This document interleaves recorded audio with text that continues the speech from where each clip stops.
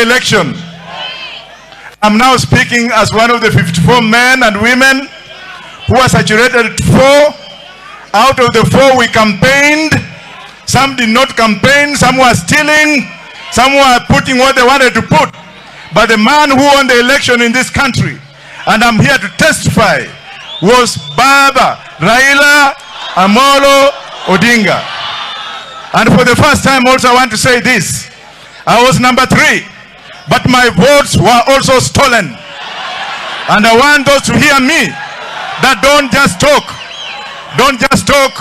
of Baba's votes being stolen.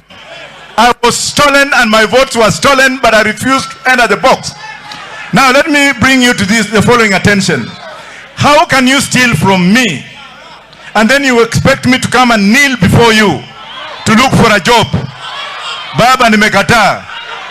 Walinipatia milioni 200 at first, and that woman who is now a member of parliament, I'm naming her in my book, she brought me 200 million, and Baba, I've never told you this.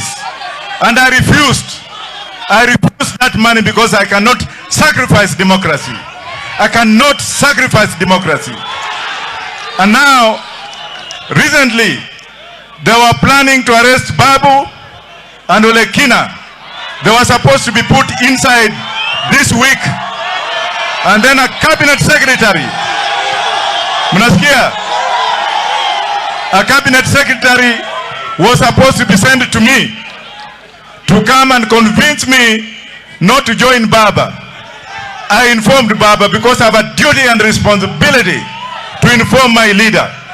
Raila is my leader. I could be the party leader of Roots Party, but Raila is my leader.